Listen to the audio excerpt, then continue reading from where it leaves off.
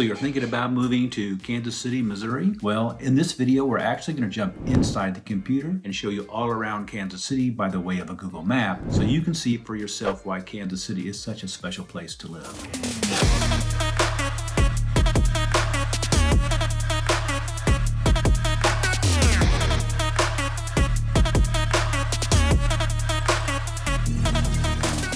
Now, before we start exploring Kansas City, first I want to share with you a brief overview as well as some facts about Kansas City.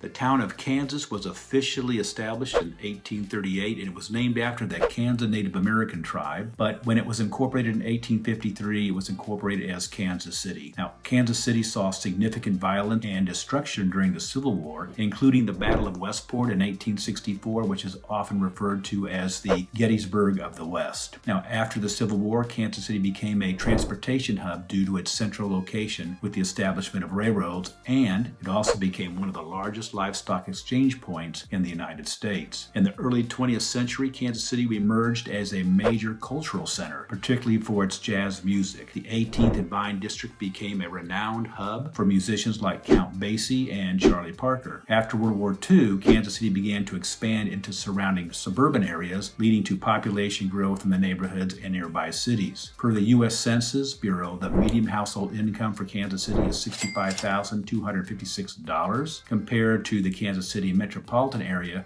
which is $78,827, and for the United States, $74,580. The median home price for Kansas City is $259,900. That's per Realtor.com, compared to $377,000 for the Kansas City area and $429,990 for the United States. Kansas City has an estimated population of 510,704 per the U.S. Census Bureau, and today, Kansas City, Missouri is known for its barbecue, jazz heritage, and fountains. It has more fountains than any city except Rome, and then to some extent, Taylor Swift and her relationship with Kansas City Chiefs tight end Travis Kelce. Hey, if this is your first time to this channel and you want to know everything about living in Kansas City, Missouri, then subscribe below. Tap the bell so you'll be the first to receive notifications about the changes that are taking place in the Kansas City market. Now, my name is Chris Pucci with the Living in Kansas City real estate team, and we get calls from people just like you every day. So whether you're moving in 9 days, 90 days, or 9 months, hey, please feel free to reach out. Give us a call, send us a text, shoot us an email, or better yet, schedule a Zoom call. All of our information is in the description box below, and we'd be more than happy to help you make a smooth move to Kansas City. So, that being said, let's go get inside the computer and go exploring Kansas City. So we're inside the computer now, and we are on the Google map, and you can see Kansas City, which is in the light colored area inside the red dotted line. Now, aside from the fact that Kansas Cityans are extremely friendly, one of the other main assets for Kansas City is the infrastructure. So Kansas City is, because of its location in the middle of the United States, has 5 interstates that converge in downtown Kansas City, and downtown is approximately this area here. So we have Interstate 29. That is feeding in from the north. We have Interstate 49, which is feeding in from the south. We have Interstate 35 that comes in from the north as well as the south. And then you have Interstate 70 coming in from the west as well as the east. And we have Interstate 635, which I kind of call as a bypass. It allows you to go from south to north without having to go through Kansas City downtown. And then we also have Interstate 435, which is the loop around the Kansas City metropolitan area. We also have Interstate 470, which merges with 435 and Interstate 49, and it serves the southeast portion of Kansas City, Missouri, and Jackson County.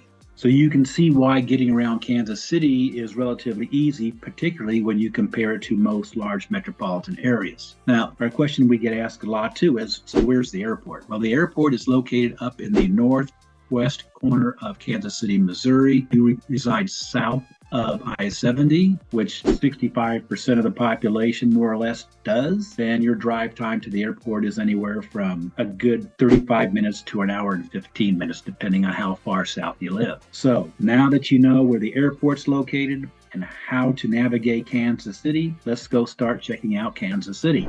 We're going to begin north of downtown at the historic River Market District. So the first thing we're going to need to do is we're going to need to zoom in. So bear with me while I get this set up. Now, before we start talking about the River Market District, I do want to point out this is the area of downtown Kansas City. So you can see where all the interstates more or less converge in downtown. Now, I chose the River Market for a couple of reasons, and the River Market would be defined as such. So you have to remember, Kansas City was founded on the southern bank of the Missouri River back in 1853. So all the growth that took place in the early stages of Kansas City's development occurred to the south. So it only makes sense to start here at the northern part of Kansas City, and then we're just going to work our way to the south. It is also one of my favorite weekend destinations during the spring and the summer. Now, this district is a mix of office, retail, restaurants, and residential options such as condos, lofts, and apartments, but it is in the center of the River Market District is an open air plaza, and on the weekends it holds the River Market Farmers Market, which is one of the largest farmers markets in the region, and it was established back in 1857. During the peak season, it'll hold close to 140 vendors, and you can buy fruits and vegetables, plants, herbs, spices, all kinds of baked goods, cut flowers, as well as all kinds of handcrafted items. Now, the buildings on the perimeter, they include specialty shops, ethnic delis, restaurants, and the Arabian Steamboat Museum. The Arabian Steamboat Museum showcases artifacts from a steamboat, Arabia, a 19th century steamboat which sank in 1856, carrying about 200 tons of cargo. It was discovered in 1988 by a team of amateur archaeologists in a farm field not far from the Missouri River. So what had happened that over time, the Missouri River changed course, leaving the steamboat buried under the farmland until it was discovered. It really is an interesting museum, and it's worth going down just for that. Now, to the east, you're going to find Berkley Riverfront Park, which is right here.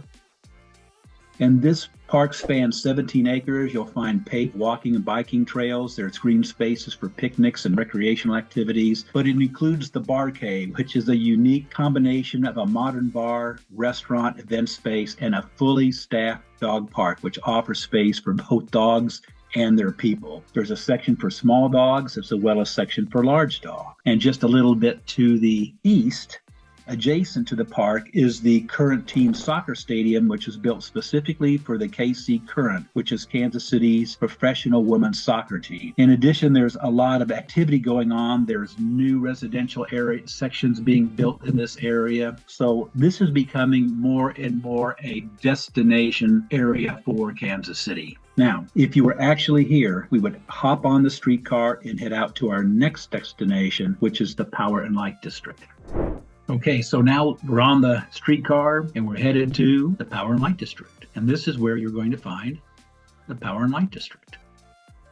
Now, this is a 9-block area. It offers a mixture of dining, shopping, office space, entertainment, as well as residential options, again, condos and apartments. But at the heart of this district lies what's called the KC Live Block that opened in 2008. This is an open-air plaza that hosts over 150 free events annually, including concerts, watch parties, as well as other different community events. It is surrounded by more than 50 unique venues, from upscale restaurants to casual eateries, bars, and nightclubs. Entertainment venues include the Midland Theater, which is a historic concert venue, and the B&B Main Street Theaters, which offers a blend of live performances as well as cinematic experiences. Now, the Power and Light District recently announced a $10 million renovation to the KC Live Entertainment Block, and the improvements are aimed at enhancing the venue's appeal as well as trying to accommodate the crowds. Some of the improvements include the installation of a new exterior canopy, the creation of a living room, an area which which will include a new giant video screen and be equipped with ceiling heaters as well as misters, making the open-air venue suitable for year-round events. Now, across the street right here is the T-Mobile Center, which was formerly known as the Sprint Center. This is Kansas City's premier multi-purpose arena that opened in October of 2007. This serves as the central venue for our sporting events, concerts, as well as entertainment events. It annually hosts the Big 12 men's and women's basketball tournament, which draws in thousands of students as well as alumni, and this is one of the best weeks to go down to the Power and Light District. So if you like urban living and you like all the different amenities that urban living affords, then this is an area you might give some consideration to. Get back on the streetcar and we're going to head south to yet another entertainment area called the Crossroads. So the first thing we're going to do is clear the map, and then we're going to head to the Crossroads by way of the streetcar. We are here.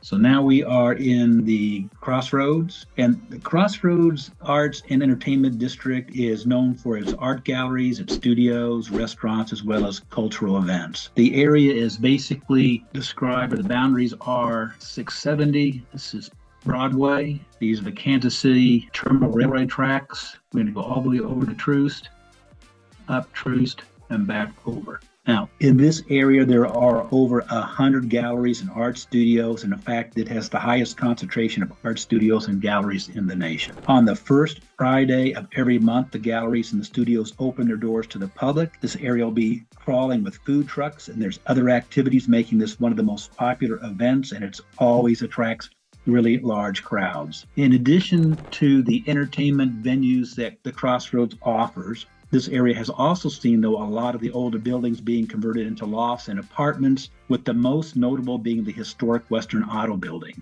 Now, within the Crossroads lies what is referred to as the Freight Yard, which is an area right here. And here you're going to find three amazing restaurants: Lydia's, which is Italian, Fiorella's Jack Stack Barbecue, and Grunauer, which is a restaurant that features German food. So regardless of which one you would choose, you're not going to be disappointed. So if you like art and enjoying lots of different activities, the Crossroads is someplace that you're definitely going to want to check out. So now we are just a few blocks to our next stop. So once again, it's time to hop on the Kansas City streetcar and head south to the Crown Center area. Now I know we could easily walk, but it's free, so why not ride the streetcar?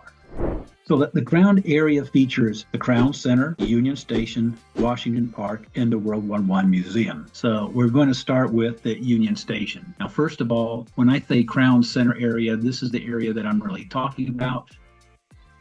It's literally across the tracks from the Crossroads, so if you decided to walk over as opposed to taking the streetcar, good for you. Now, we're going to start with Union Station, and the Union Station is located right here.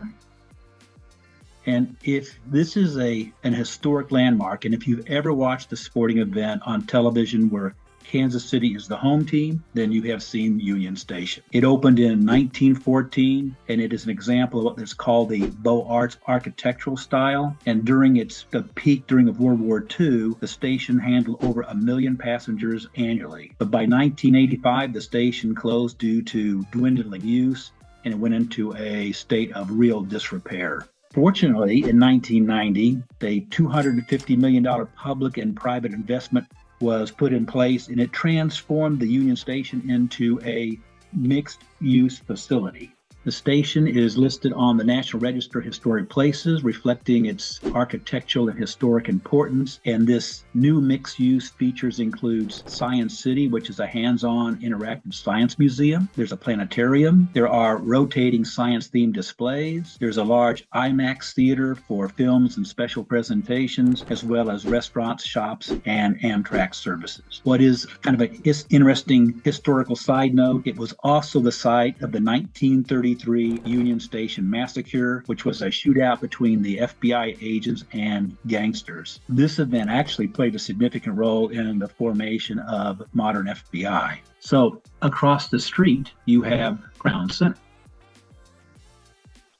Crown Center is an 85-acre complex, blends shopping, dining, entertainment, as well as cultural attractions. It was built in 1971 by Hallmark Cards, and this is where their international headquarters is situated. The center features 3 levels of shopping with over 40 restaurants, a number of upscale and local boutiques, as well as the Hall's department store. It's also home to the Kansas City Sea Life Aquarium, as well as Legoland, and it contains 2 theaters, with one's called the Codier, which recognizes it's for youth-oriented productions, and the Music Theater Heritage, which presents a variety of musical performances. Crown Center also hosts a variety of events and festivals. During the winter months, the Crown Center Ice Terrace opens, offering outdoor ice skating. It's the only outdoor ice skating in Kansas City, Missouri. It's also home to the annual lighting of the mayor's Christmas tree, a 100-foot tall tree that kicks off the holiday season. And there's a fountain area where the fountains actually are in the ground themselves, and they shoot up anywhere from about 10 to 20 feet. It's a great place for kids to come in the summer because they can run around in the fountains and have a blast. You're also going to find 2 hotels, a 730-room Sheraton and a 724 Western.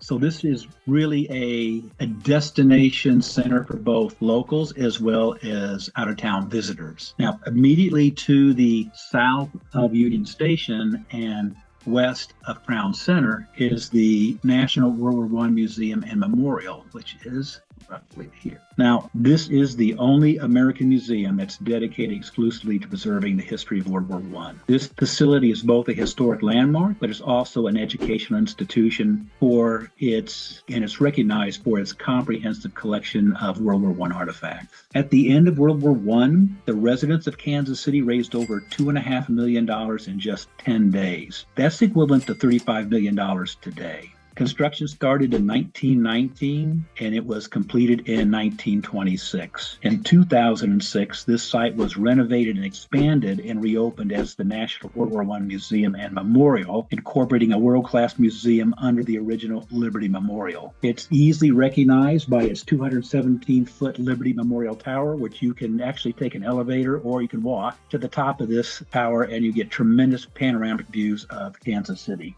The museum itself includes interactive exhibits, artifacts, and documents that tell the story of World War I, not just from the Allies' perspective, but from other countries as well. And the collections inside the museum include weapons, uniforms, letters, and diaries, photographs, and other artifacts from that era. There is outdoors located above the museum entrance is what's called the Great Frieze. It's one of the largest sculptures in the world and depicts scenes from World War I. Now, there is a nominal fee to get in, but I tell you, it's well worth it. This is truly a remarkable museum and it's worth your time. So you are right, though. It is time to get back on the streetcar and explore the rest of Kansas City. So I'm going to clear the map and then we are going to hop on the streetcar and head south. So we only have 2 more stops before we go check out some really cool neighborhoods. Now, again, you can hop on the streetcar and we'll take it to its last stop. And from there, we're going to walk over to the Nelson Atkins Museum. So we're going to scroll down a little south here. We're going to scroll in even a little tighter than we have before. So this is where the Nelson Atkins Museum of Art is located. Right. So this museum was established in 1933, and it did so by combining 2 collections, one from William Rockhill Nelson, the other from a Mary McCaffey Atkins. Both of these individuals left their estates to create a public art museum. Now, the Nelson Atkins, it's not only recognized nationally, but internationally as well, due to its extensive and high-quality collections. It houses over 40,000 works of art spanning several centuries and cultures, and some of the key collections include one of the most comprehensive Asian art collections in the world. There are European masterpieces from artists such as Monet, Rembrandt, and Van Gogh. It also includes American artists such as John Singleton Copley, Thomas Hart Benton, Jackson Pollock, Frank Stella, and Andy Warhol. In addition to the museum itself, there is also an outdoor sculpture park located on 22 acres with over 30 sculptures, including the iconic shuttlecock. So once again, if you've ever watched a sporting event where Kansas City is the home team, then you have seen images of the shuttlecocks on the lawn to the Nelson Atkins Art Museum. What I love about this museum is is it's free. There is no cost to come in and enjoy the museum. In addition, inside the museum itself, there's a really beautiful Italian Renaissance courtyard, which includes the Roselle Courtyard Restaurant.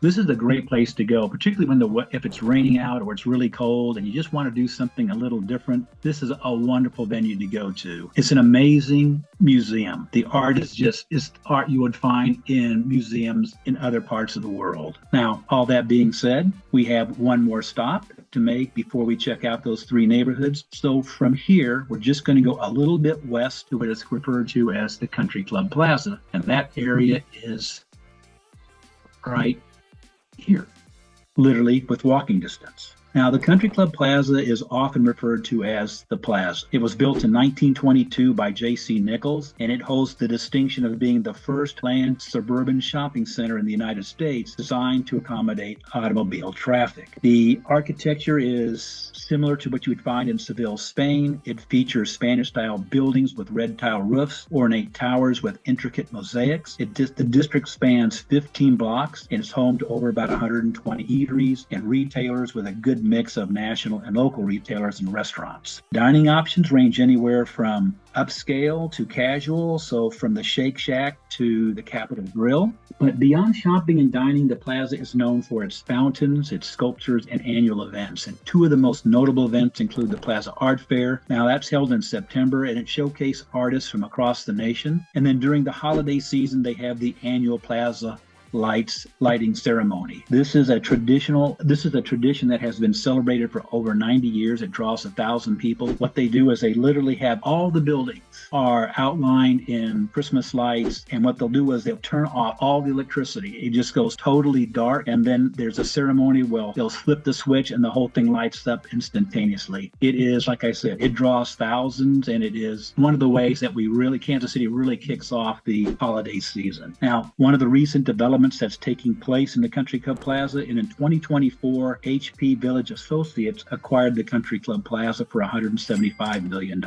And they're going to invest an additional $100 million to revitalize the shopping center and really restore it to its original purpose, which was just local retailers. So that's the goal, local retailers as well as restaurants. So now we're going to tour some of Kansas City's most oldest and desirable neighborhoods. So first I'm going to clear the board, and we are going to focus on our first neighborhood.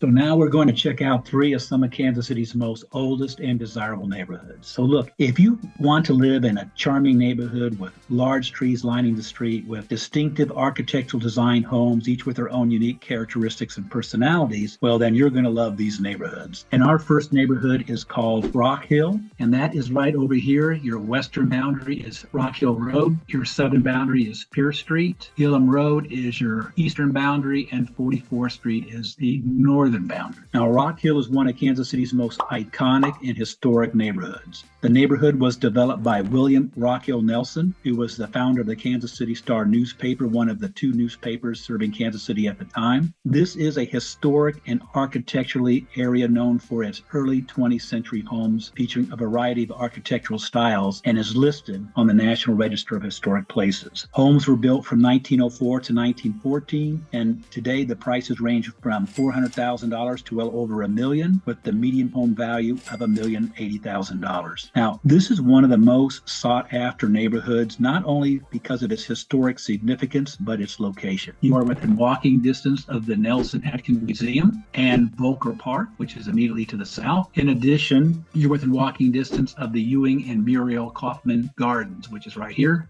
Now, these gardens cover 2 acres of land and are designed to reflect a European-style garden. It features intricate pathways, fountains, and beautifully landscaped flower beds. Now, the flowers are seasonal flowers, so they change throughout the year, and many of the flowers were selected to attract hummingbirds and butterflies. So there are also plenty of benches. Some of them are situated underneath arbors, and it's not uncommon to see people eating their lunch here or reading a book. So like the Nelson Atkins Museum, admission is free. And because the flower beds change throughout the season, there's always a reason to come back throughout the year.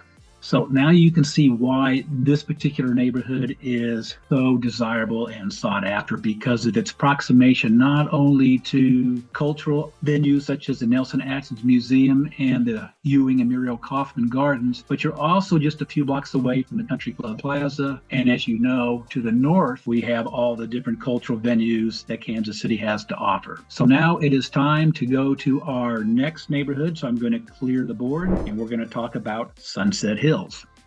Okay, so we're going to go to our second neighborhood, and it's just located a little bit to the south and west of Rockhill, and it's called Sunset Hills, and it is right here. The northern boundary is going to be Ward Parkway. It's also going to be its western boundary. 55th Street is going to be its southern boundary, and Warner Road is going to be its eastern boundary. Now, homes in this neighborhood were built anywhere from 1906 to 1953, and the homes here range anywhere from $800,000 to well over $1 million. The median home value is $1,235,000. Now, homes in this neighborhood, the architectural styles, it's going to vary, but you're going to see a lot of Tudor Revival, Colonial Revival, as well as Mediterranean. Most of the homes are on large lots that are professionally landscaped and maintained. But really what makes this neighborhood so desirable, aside from its address, is that the proximity to various amenities. So literally, you can walk to the Luce Park, which is a 75-acre park in the middle of Kansas City, and it's considered one of Kansas City's most beautiful parks. You're within minutes of the Country Club Plaza, and as well as the Nelson Atkins Museum, and you're just minutes away from the other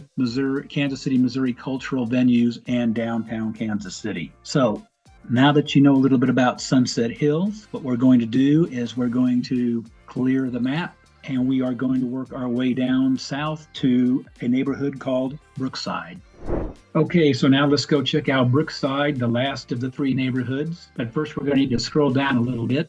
Now, the Brookside doesn't really have defined boundaries, but this is my interpretation of the Brookside neighborhood. So I would start at 55th Street to the north. I'd swing down a little bit to Pennsylvania Avenue to the west, take that all the way down to 63rd Street, go east on 63rd Street to Oak Street, north on Oak Street, back up to 55th, and there you have the boundaries. Now, I chose this neighborhood because it's one of my favorites, and because it's also one of Kansas City's most desirable neighborhoods, particularly for young families for a variety of reasons. Homes were built between the 1920s through the 1940s. The median home value is $536,000, and homes range in price anywhere from $400,000 to over $1 million, depending on their location, size, and condition. So homes that are on the western side of Brookside, they're going to range closer to the top end of the range, while homes on the eastern side, they're going to tend to be toward the lower end of the range. Now, there are several reasons why this neighborhood is so appealing and so desirable. One is the variety of architectural styles. Homes built during this period all had their unique architectural look, giving them their own personality. The streets are all lined with large trees, and the homes and yards are very well maintained. You are within walking distance of the Brookside Shopping Center. This shopping center was built in 1919, and it looks today like it did back then, and this shopping center acts as the focal point of the community. And like the other neighborhoods, it has easy access to the Country Club Plaza, cultural venues, as well as downtown Kansas City. That concludes our Google Map tour. I hope you enjoyed the video, and more importantly though, I hope you saw why Kansas City is such a great place to live. If you like, please feel free to leave a comment below. All I ask is that you be nice. And if you have any questions or want to learn more or just want to talk, shoot us a text, send us an email, or better yet, schedule a Zoom call. All of our information is below. Now, in case you don't know, Kansas City is the barbecue capital of the world, with over 100 barbecue restaurants to choose from in the Kansas City metropolitan area. I have many favorites, so it's difficult to choose my favorite, but if I was just talking about Kansas City only and excluding the metro, I would recommend starting with Q39. So thank you so very much for watching. Until then, we hope to show you around town.